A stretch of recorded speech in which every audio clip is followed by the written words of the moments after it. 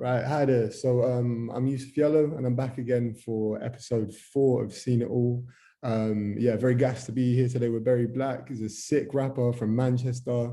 Had the pleasure of meeting him and Double O when they came to perform a Join the Dots show down in Leeds a little while back. And yeah, thank you for coming on the show, bro. Appreciate you coming through. Yeah, man, thank you for having me, bro. Appreciate yeah, it, man. how are you doing today, man? How's things?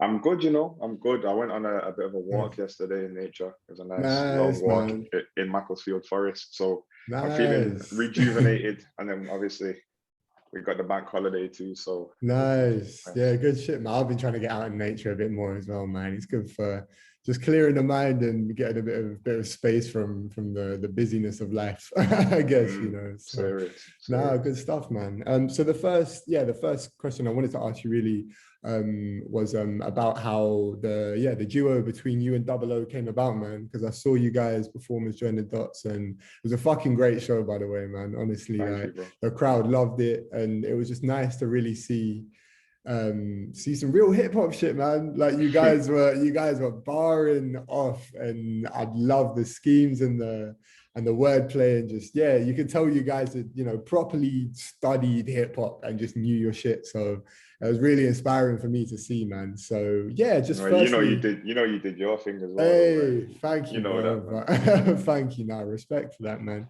But yeah, so I guess the first question was, how did the duo between you and Double O come about, man? I met Double like years ago. He just used to be kind of a guy who used to come around to my house at after parties. But I knew about him because he was a rapper with a couple of my friends, some of the Levels guys. And eventually we kind of came together through the Mouse outfit. All of the guys from the Mouse outfit left, and then me, Ellis, and Double O became new 3 guys in the Mouse outfit. We did that for a couple of years, and then kind of probably talk about the Mouse outfit a little bit later, but everything closed down. We moved on, and then Defty, who was one half of the Mouse outfit, he came to us with an opportunity and said, like, listen, we can put this together, but this time we're going to do it right. And that's how me and Double already had that relationship by the time this new project started. Nice. We already had that chemistry, and we already knew each other's bars, and we had everything on point with each other from the previous stuff that we did. So nice. It was easy to step into the Join the Dot stuff and do the same thing.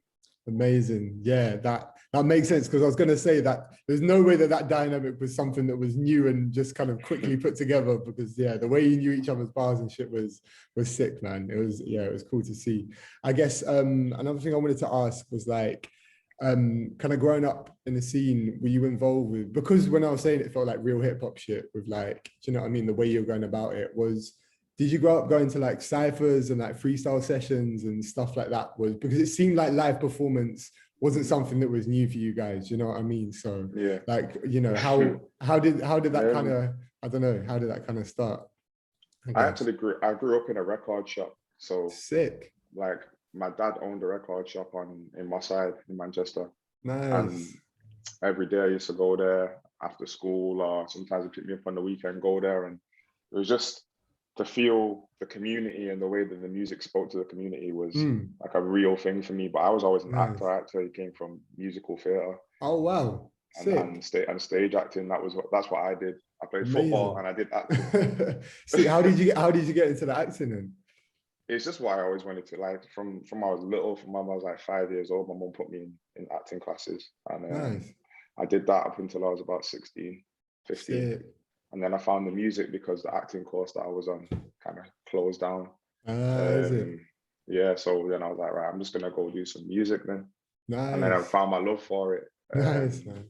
And then yeah, like I became a student of the game after that, just loving music on another level, because I was able to create it rather than just being a consumer. That was nice.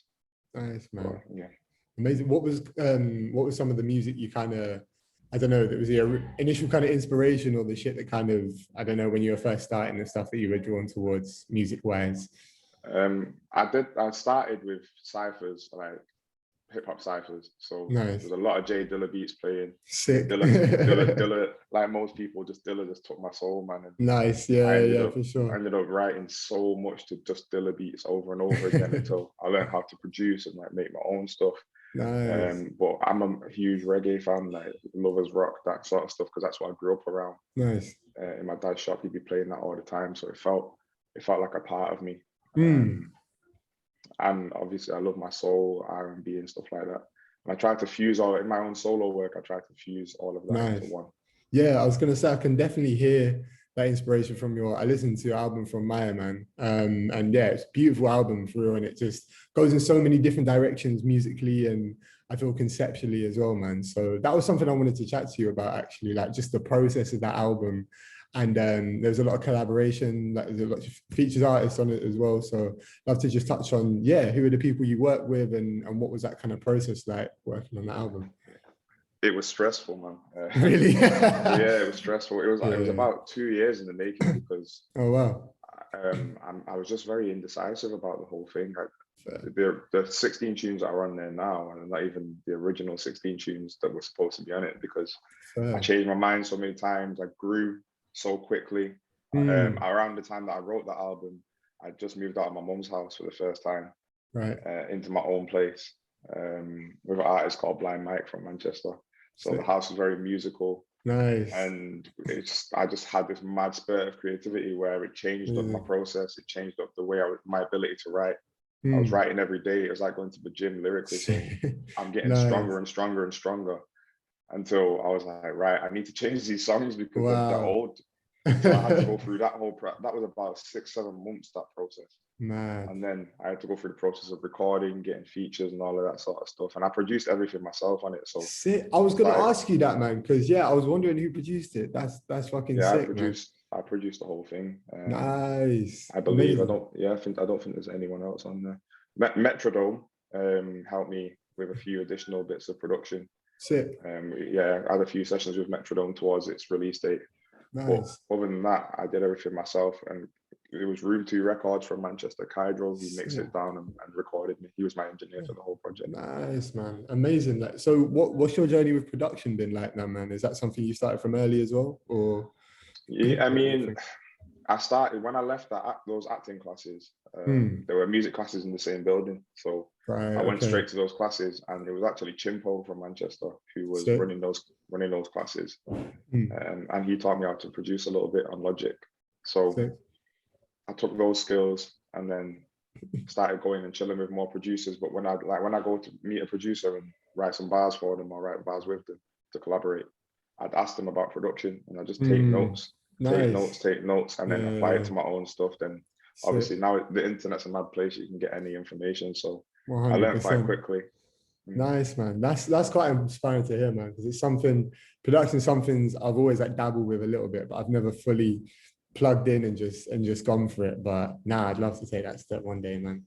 But yeah, anyway, going back to it, I guess so you're saying you started with the ciphers and stuff. And where did you kind of go after that? Like what was the Manchester scene kind of saying when you were starting out and starting to record and like make your first stuff? I mean. Um, it was very tight knit. I think when I first started, I got brought in.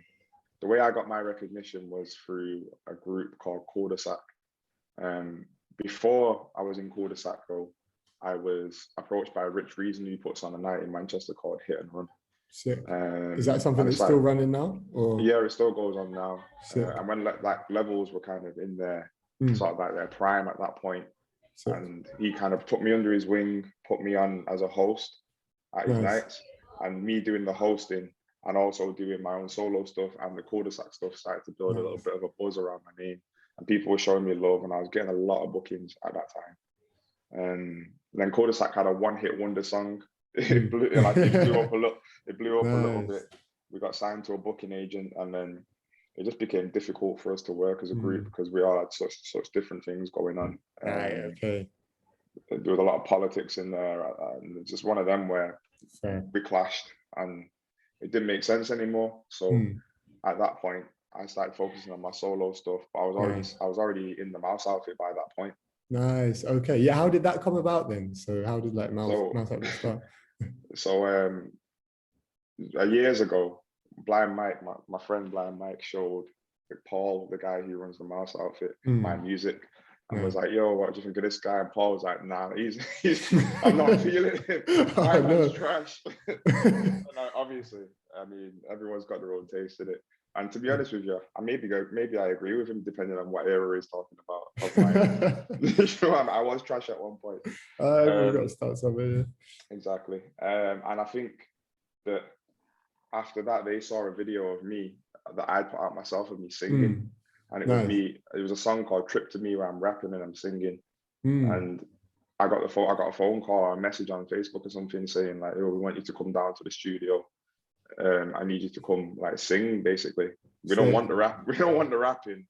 We want the singing." Oh, mad. Okay. Yeah. So I was like, okay, say no more. Whatever. Yeah. I went down there, and he says to me, like, "Here you go. Here's some resources or whatever." You know what I mean by resources. Yeah. Write your lyrics and chill and blah, blah, blah. And we wrote about 5 choruses in one night. And like, I wrote like 2 verses and like 5 choruses in one night or something crazy like that. And then they were like, yeah, we're going to make an album. And then we're going to go on tour with this album. Mad. And we've already got 5 tunes from those 5 choruses, which are the tunes that are on the album now. Fair. Crazy. It was mad how it worked. So then that happened.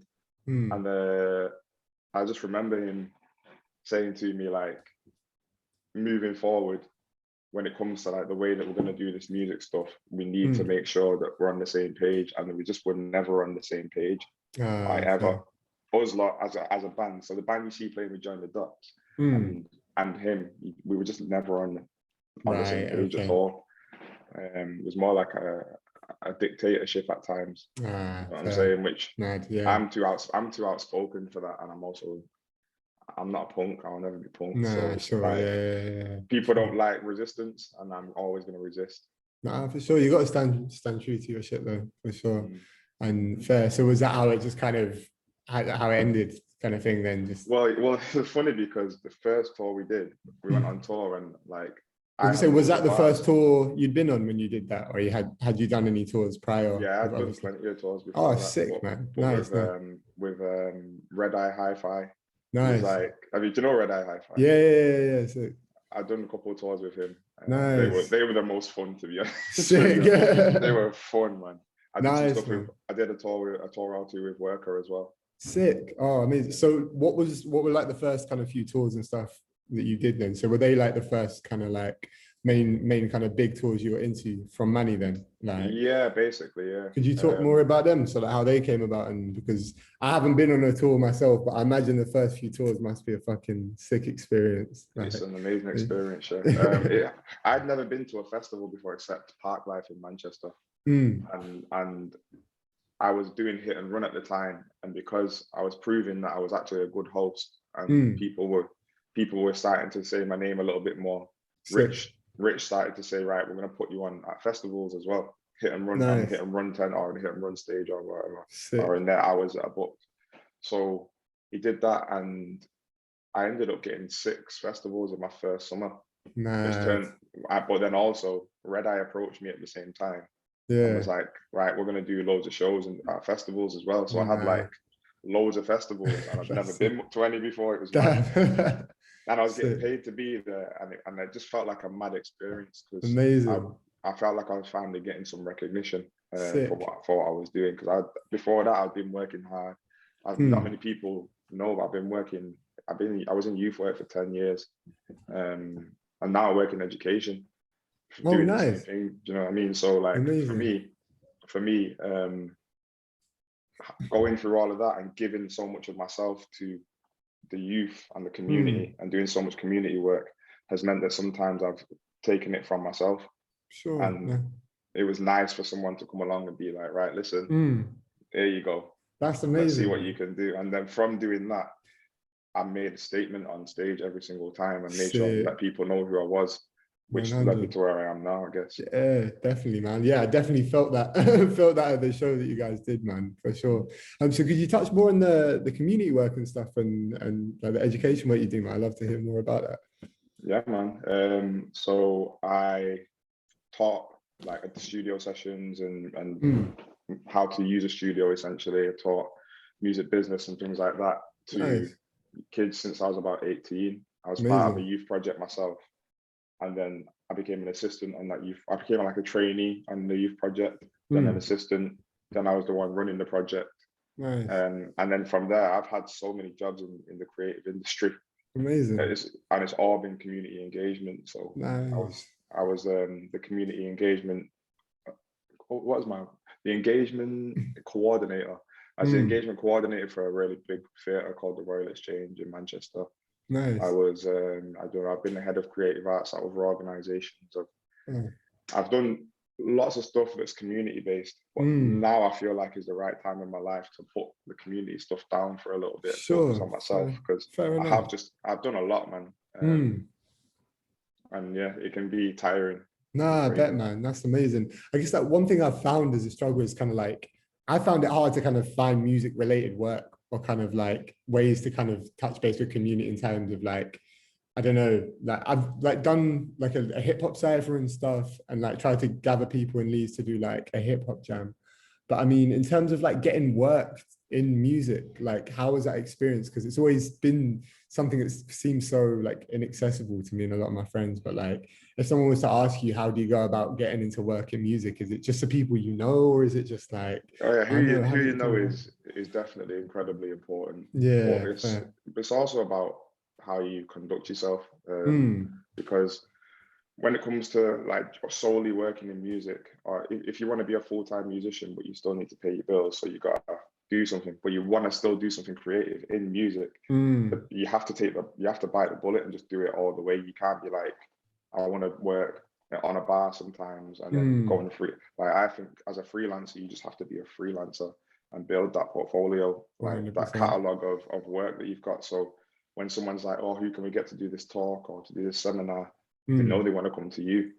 Definitely. Because you're the person who's built that up over time. Whereas if you're half in, half out, it's a lot more difficult. And then in terms of like actually just maybe working for a label or something like that, that's a lot more about who you know. Right. Okay. Yeah. A lot more about who you know, because fair enough. it's like labels are like families at the end of the day. Not necessarily for the artists, nah, sure. most definitely for the people in the back. So because they're like families, and because they do some shady shit, a lot of them, you have to be the type, they have to know you, man. Right. Okay. So it's like a backroom deal sort of thing. I was gonna say, how has your experience been with like the music industry and stuff, man? Because it's something that, you know, a lot of younger artists such as myself are starting to approach, and it seems like there's such a scary kind of like aura around, you know, like labels and kind of bigger industry people. And I guess, I don't know, from your experience, is there any advice or things to kind of look out for from your experience you'd want to pass on, kind of thing? Yeah, for sure. I would say always make sure you got everything in writing. Like that's the first thing that probably anyone would tell you. A good way is emails. Just if you send in emails and you've got a paper trail as well as a log of the exact time and day that thing happened, then no one can dispute.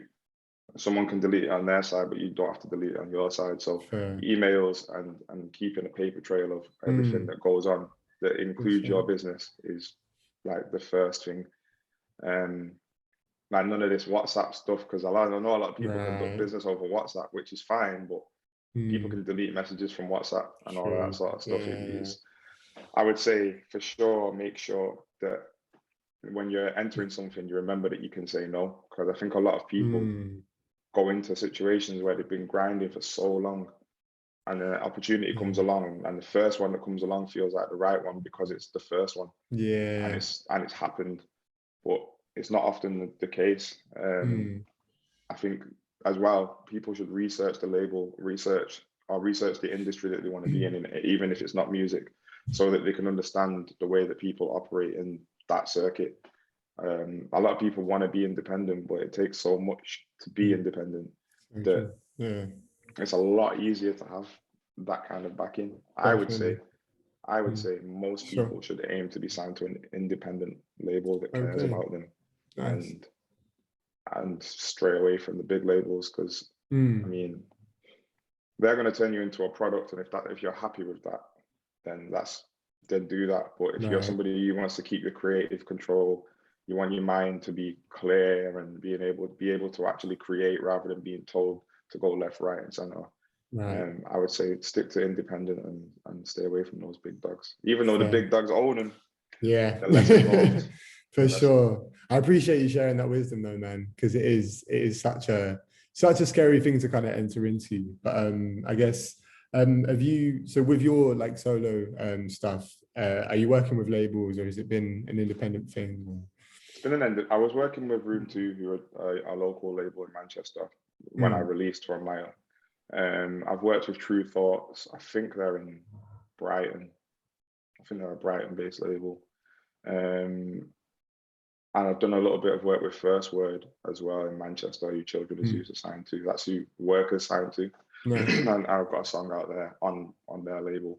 Nice. But with my solo stuff, pretty much just me, man. Like I've Nice. been working on a lot of solo stuff, but not brought it to fruition yet. Right. Okay. Yeah, I'd love to chat to you a bit more about that. Obviously, if you don't want to give too much away, that's all. That's all good. No, I can, man. But yeah, man, what kind of stuff you've been working on now? Like, is there more to come? That Yeah.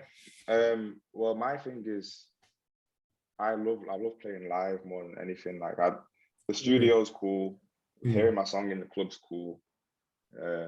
All that stuff's cool, but there's nothing quite like playing to actual human beings. Yeah. And enjoy and watching them enjoy it and me enjoy it and we're all enjoying it together. That's my favorite thing to do. So I've started writing all of my music with a live show in mind rather than writing all of my like it's rather than being like, right, this is how I'm feeling, let me go and splice and do this, or let me sample this tune. I'm like, how would I play this live? Is it even possible for me to play it live? That's interesting. How's that creative process been like, kind of aiming it like that? Way better, way more productive sick. because I'm learning. So I've been learning keys, so that I can play keys live in my own show. Sick. And have my band behind me. Nice. But I wanna keep that. So let me mute my phone.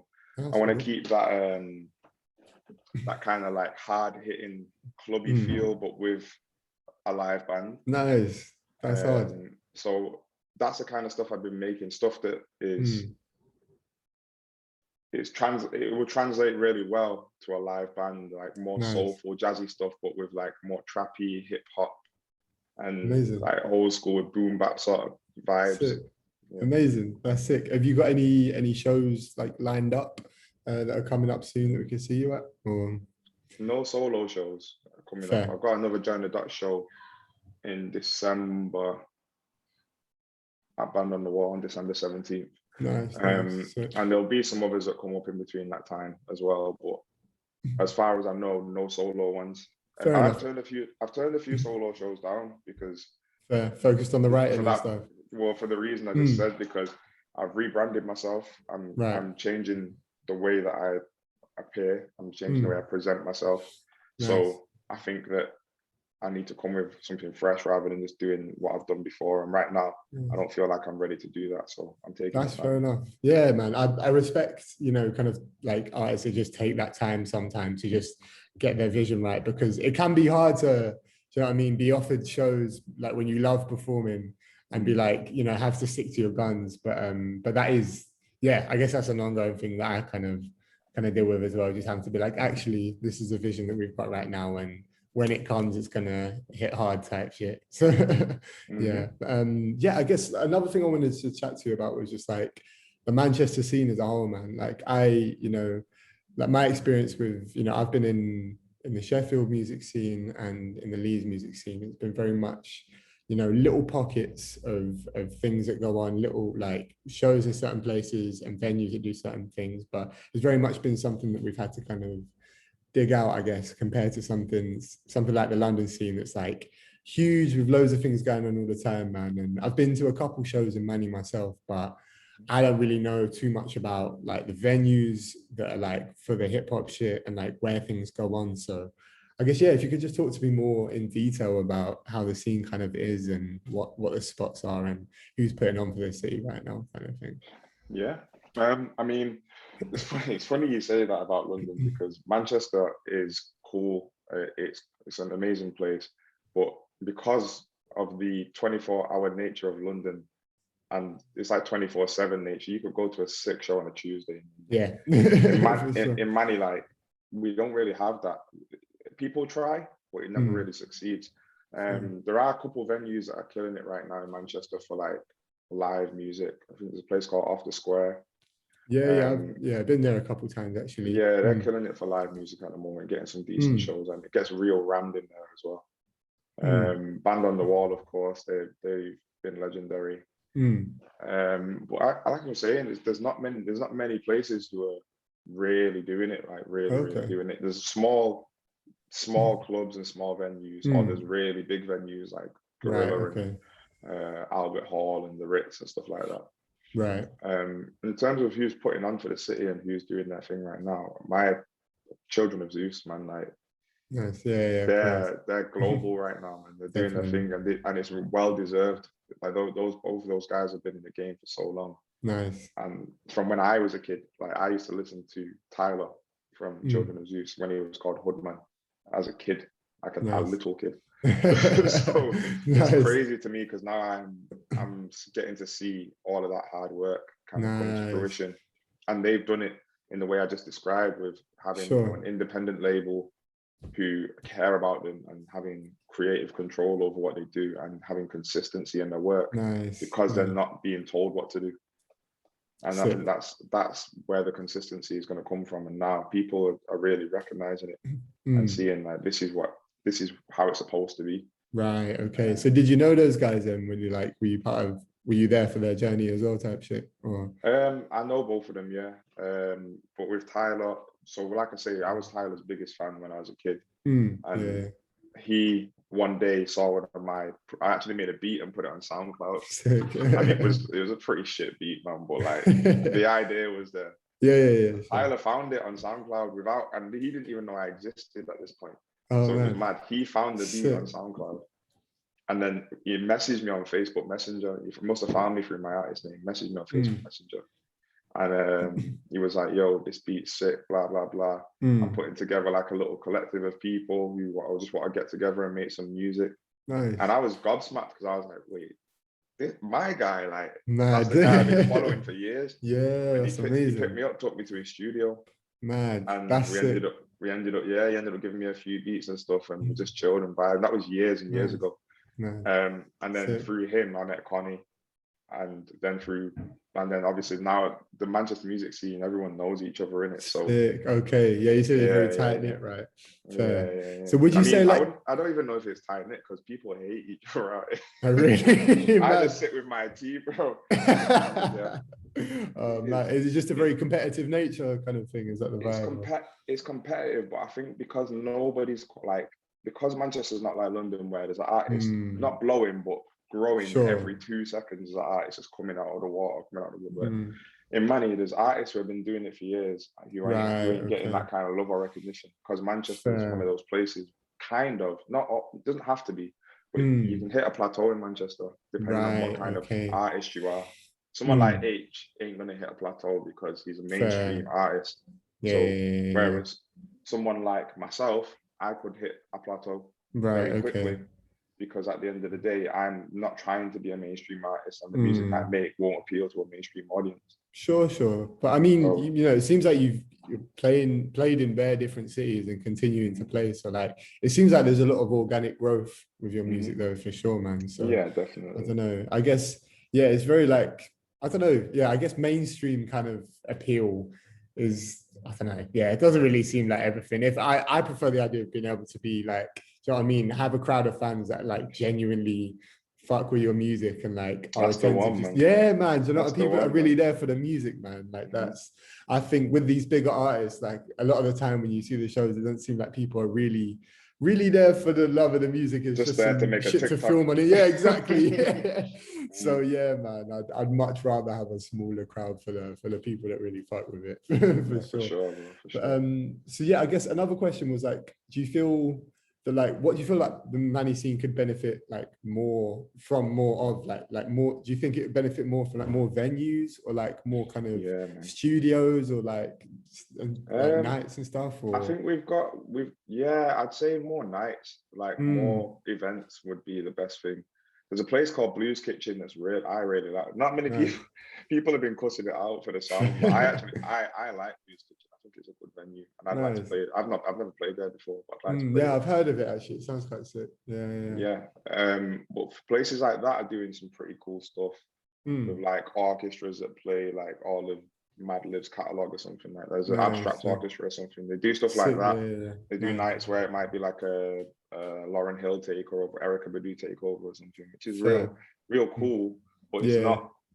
That's just a bunch of singers singing somebody else's songs. For sure. Whereas they could be doing like could be getting the actual rap as well. Yeah. And that's I actually should have. I've got my own night that I should have just plugged. Nice, yeah. What's your own night? It's called Inner City Waves. It's sick. with Band on the Wall. Nice. In partnership with them. And it used to, before lockdown, it was supposed to be like a monthly thing. Right. Okay. Sick. It's not monthly anymore. But basically, it's just like up and coming talent around the city. I go out, I find people that I think would work well together, and then I put them on the same bill. Sick. And put those shows on. And it, obviously, Band on the Wall is a really nice professional venue, so it's nice for people to go and play there. Definitely. That's it.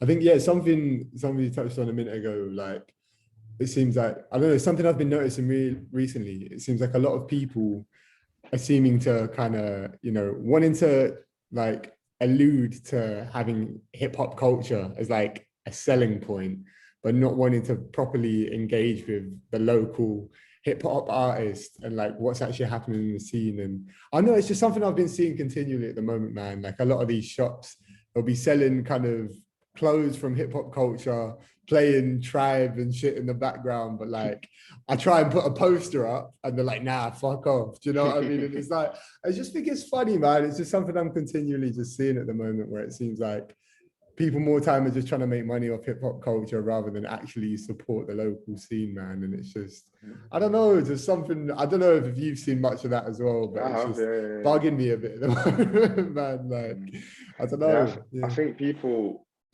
anytime something starts to become trendy, it will just be replicated by it's true, by people who need to make money from it. Do you know what I mean? So I hear that. I find like, it's like when you see local fashion designers who make a pretty sick design, and then like a week later it's in Primark or that shit's like fucked up. Like, that's fucking, man. Guys will take your shit and run with it. 100%. And if you don't pattern all your shit, or if you don't make sure you copyright everything, then you fucked. So 100%. Nah, I hear you. I had one other question.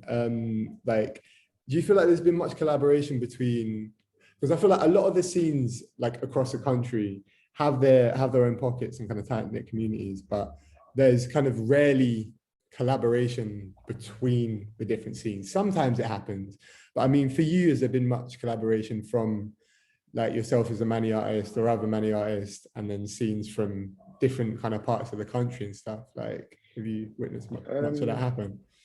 That's quite a specific question, I guess. Not really, like, but I don't know if that's because of my nature, or if it's because it doesn't happen, because I'm a very reserved person. I don't really go out much. I don't really venture out into places much. I go a lot of places on my own. Nice. And like, if I go somewhere, I don't mind going on my own. I'll drive down to London on my own, go to an event and stuff like that. Nice. It's not that I'm afraid to be around people or anything. It's just that I don't really branch out like that, because I'm comfortable, and I think that's what I need to do more of, is like be less comfortable and start just going places, like being one day just finding an artist I like that's up and coming on YouTube or SoundCloud, and just be like, yo, bro, you're in Bradford, all right, saying that, drive down, let's get it cracking and start building. I would love to be doing that, and that's kind of something I've always tried to work towards, but it becomes a lot more difficult when you've got life happening. To just be like, right, this weekend I'm gonna drive down to London and find someone to make music. I hear you. I guess that's another just thing with being an independent artist as well, isn't it? Like, you've got to work, you got to still pay bills, and it's a real grind, man. As much as I'd love to just have, and it's the pros and cons though, isn't it? Like, having a big budget from a label would be lovely and not have to work and stuff. But as we said, that creative control and creative freedom is just, it's such an important thing, man. I don't think it's something I could ever sacrifice, man. But it's nice hearing you say, like, because a common thing I'm finding with writers and people that kind of I don't know, like dig deep in their bars, is that like we're often people that are just comfortable just doing things on our own and just going things and just because I don't know, I feel like when you write bars, like I feel like you're just constantly searching for what's next. Do you know what I mean? And like every single action, every single thing is just a way to something to use for inspiration and express yourself. So it's kind of,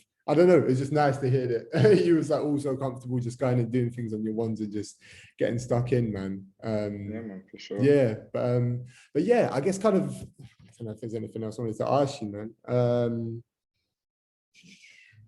Yeah, I guess it was just final things really, like what are the future plans for you as Berry Blacc, and like what can we expect to see from you soon, man? Basically. Yeah, man. So I've been working on a project at the moment, but I don't want to say too much about the project. Fair I'm enough. gonna release some singles first. Nice. I don't see myself putting anything out before 2023. I think I want to take the rest of this year to really cement who I am as an artist in my own head, so that I'm unwavering when I'm moving forward, because I know how easy it is. I've experienced how easy it is to put out that one song that gains loads of attention, and then you put in a situation where you have to have the right presence of mind to be able to make sure you don't fuck up and or make bad decisions. So I think now moving forward, I'm just going to use the rest of this year to get right with myself, get right with God, to move forward and make sure that when it comes to 2023, I'm just ready to unleash everything I got, just let it out of the chamber. I really respect that, man. The music is there. The live show is what I'm working on the most. And I think that's what's going to be the thing that excites people. So. Amazing. Oh mate, I really can't wait to see and hear all of this, man. That's sick. I know, where can people find you if they wanna go and check out your stuff now? Yeah, they can go on streaming platforms. It'll just be under Berry Blacc. On socials, my Instagram is Berry Blacc, and I don't have any other method of social media. Plus, by the way, I also don't have the app for Instagram. I only have the browser because I don't like social media is not for me, bro. I understand that I need to use it to communicate sometimes, as well as market myself. When I ain't got nothing to market, don't use it, bro. I need to do that more, you know, because it's so easy to just, I've been getting so consumed by this shit all of the time, man. It's just taking way too much of my attention. But how's it been operating? That's something actually I'd like to talk about. How's it been operating as an artist without social media or any of that shit? Like, how is that? I mean, it's double-edged sword, because it's impactful when I do post something. Right, okay. Because people are like, oh shit, this motherfucker's not posting in time. What could he have possibly posted? And then the post that I post will get a bit of attention. But then the other side of it is people will just forget that you exist if you're not on social media. Right, okay. So because then they can't see you in person, outside, out of mind sort of thing. And I think I think personally, every time I try to go back onto Insta or anything like that, and really try and delve into it, I just feel sick. Feel sick, bro. Just like, why am I here? So I just come off it, and I've been fine, to be honest. I think now that I'm gonna try to push my solo stuff a little bit more. I will probably be a little bit more active on Instagram, so that I can show my process. Nice. But as far as how I feel right now, it's not for me, bro. Fair enough, bro. Honestly, I respect that. And I'm trying to find what my balance is, to be honest, man. To not be on the shit too much, but still let people know what's going on type shit. But yeah, bro, like really respect you having this chat. Is there anything else you wanted to touch on while we're doing this, or is that all good for you, man? Yeah, I'm all good, bro. I don't nice one, man. Yeah, lovely. Well, thank you so much for coming on the show, bro. I appreciate sharing wisdom about these topics, man, and letting people know about what's going on with your music and the scene, man. So yeah, look forward to hopefully catch you soon, bro. And have a great day, man. Catch you soon. You too, bro. Appreciate it, man. See you in a bit.